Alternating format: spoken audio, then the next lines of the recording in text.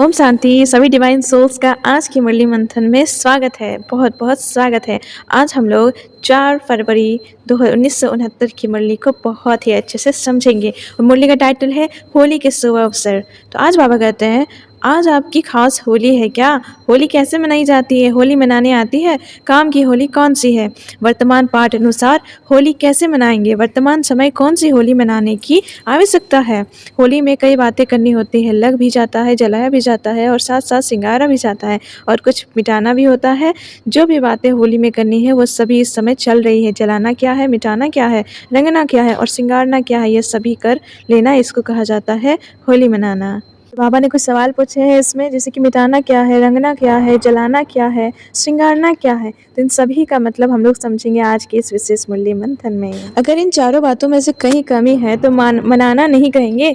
होली के दिनों में बहुत सुंदर सजते हैं। कैसे सजते हैं? देव देवताओं के समान आप सभी सजे हुए हैं। सजावट में कोई कमी तो नहीं है। सजावट में मुख्य होली का श्रृंगार कौन सा होता है? सॉन्ग जो बनाते हैं उनको पहले पहले मस्तक में बल्ब लगाते हैं। यह भी इस समय की कॉपी की हुई है। आपका भी काम का मुख्य श्रृंगार है मस्तक पर आत्मा का दीपक जलाना। बहुत ही गहरी बात है। बाबा ने कहा श्रृंगारना मतलब मस्तक में आत्मा का दीपक जलाना। इसकी निशानी बल्ब जलाते हैं, दीपक जलाते हैं ना। लेकिन यह सभी बातें होने के लिए होली का अर्थ याद रखना है। होली जो कुछ हुआ वो हो गया, मतलब होली जो होना था हो गया। होलिया जो सीन हुई होली अर्थात बीत चुकी। वर्तमान समय जो पॉइंट्स ध्यान में रखनी है वह है यह होली की अर्थात ड्रामा के ढाल की। जो बीत चुका वो बीत चुका, ना उसके बारे में हम लोग चिंतन करेंगे, ना मनन करेंगे, ना कोई व्यर्थ बातों को अपने जीवन में धारण करेंगे। जो हो गया सो हो गया, फुल स्टॉप लगाना है। इसका वास्तविक अर्थ है होली का। ठीक है। फिर बाबा कहते हैं आज ऐसे मजबूत होंगे तब वह रंग रंग भी पक्का लग जाएगा। अगर होली का अर्थ जीवन में नहीं लाएंगे तो रंग कच्चा हो जाता है। पक्का रंग खाने के लिए हर वक्त सोचो होली जो बीता हो ही गया, खत्म करो उसको। ऐसी होली मना रहे हो। वो कभी कभी ड्रामा की सीन देखकर कुछ मंथन चलता है क्या मंथन? ज्ञान का मंथन दूसरी बात है, लेकिन ड्रामा की सीन पर मंथन करना क्यों, क्या, कैसे, या किस चीज़ का मंथन किया जाता है, ये नहीं करना हम लोगों को। ठीक है, ड्रामा के सीन का मंथन नहीं करना है। दही को जब मंथन किया जाता है तो वो मक्खन निकलता है, लेकिन पानी को मंथन करेंगे तो क्या निकलेगा? कुछ भी तो नहीं। रिजल्ट में यही होगा, एक तो थकावट, दूसरा टाइम वेस्ट। इसलिए यह हुआ पानी का मंथन, जो कि हमें नहीं करना है। फिर बाबा ने कहा साकार रूप में लास्ट दिनों में सर्विस की मुख्य युक्ति कौन सी सुनाई थी? घेराव डालना, डबल घेराव डालना है। एक तो वाणी द्वारा सर्विस का, दूसरा अव्यक्त आकर्षण का। यह ऐसा घेराव डालना है जो खुद ना उससे निकल सके ना दूसरे निकल सके। ठीक है, घेराव डालना है हम सबको। घेराव डालने का ढंग अभी तक प्रैक्टिकल में दिखाया नहीं है। म्यूजियम बनाना तो सहज है, म्यूजियम बनाना यह कोई घेराव डालना नहीं है, लेकिन अपने अव्यक्त आकर्षण से उन्हों को घायल करना, यह है घेराव डालना। बहुत बड़ी बात है। वह अभी चल रहा है, अभी सर्विस का समय भी ज़्यादा नहीं मिलेगा। समस्याएं ऐसी खड़ी हो जाएंगी जो आपके सर्विस में भी बाधा पड़ने की संभावना होगी। इसलिए जो समय मिल रहा है उसमें जिसको जितनी सर्विस करनी है वो अधिक से अधिक कर ले, नहीं तो सर्विस का समय भी होली हो जाएगा, यानी बीत जाएगा। समय बहुत कम है, हम सभी को सर्विस कर लेनी चाहिए जितनी हो सके। और सबसे बहुत महत्वपूर्ण बात है, वाणी से तो करनी ही है, अव्यक्त आकर्षण से बहुत ज़्यादा सर्विस करनी है। बाबा कहते हैं इसलिए अब अपने को आपे ही ज़्यादा से ज़्यादा सर्विस के बंधन में बांधना चाहिए।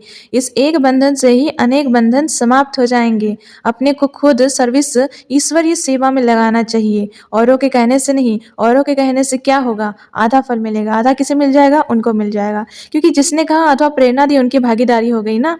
दुकान में अगर 2 भाईवारी है, समझ साझेदारी है, वो तो बंटवारा हो जाता है ना।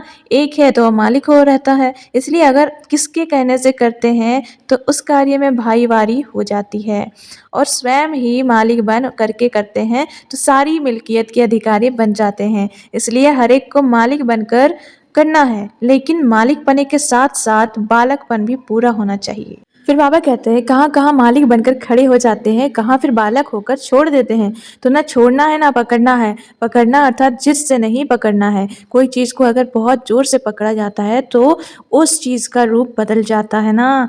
फूल को जोर से पकड़ो तो क्या हाल होगा? पकड़ना तो है, लेकिन कहाँ तक, कैसे पकड़ना है, यह भी समझना है।